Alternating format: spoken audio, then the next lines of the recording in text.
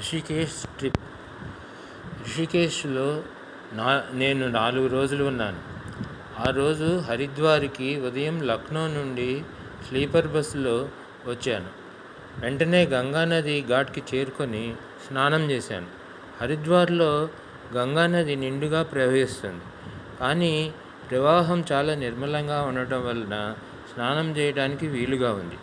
తొందరగా స్నానం ముగించుకొని మానసాదేవి దర్శనానికి బయలుదేరాను.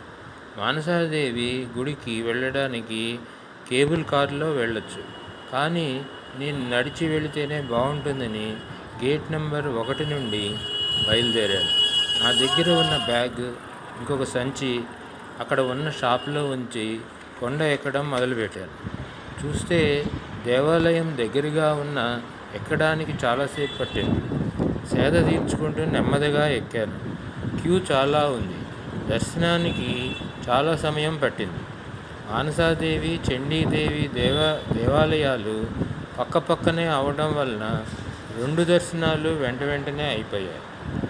ఆలయాలకు ఇంకొక మెట్ల దారి కూడా ఉంది, కానీ నేను వచ్చిన దారినే కొండ దిగాను. దర్శనానికి వెళ్లే ముందు ఏమీ తినకపోవడం వలన బాగా ఆకలి వేసింది. దారిలో పూరి, ఆలు సబ్జీ, ఫ్రూట్స్, జిలేబీ తిన్నాను. కొండ దిగి రిక్షాలో ఆటో స్టాండ్ వరకు వెళ్ళాను. అక్కడి నుండి సుఖదం ధర్మశాలకి ఆటోలో బయలుదేరాను.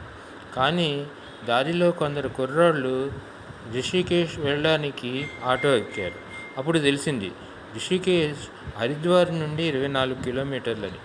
ఆటో డ్రైవరు వాళ్ళ దగ్గర నుండి ఒక్కొక్కరికి 50 రూపాయలకి బేరం కుదుర్చుకున్నారు.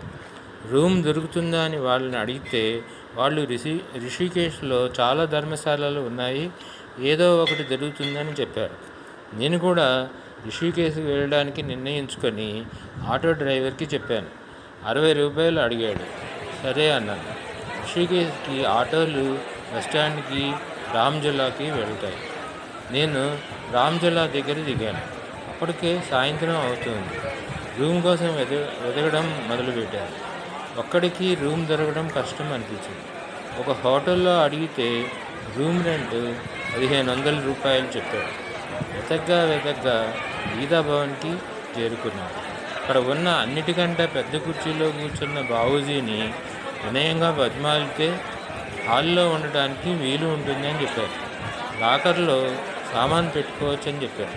కిరాయి ఏం ఉండదు, 500 రూపాయలు డిపాజిట్ చేయాలి, తిరిగి ఇచ్చేస్తారు.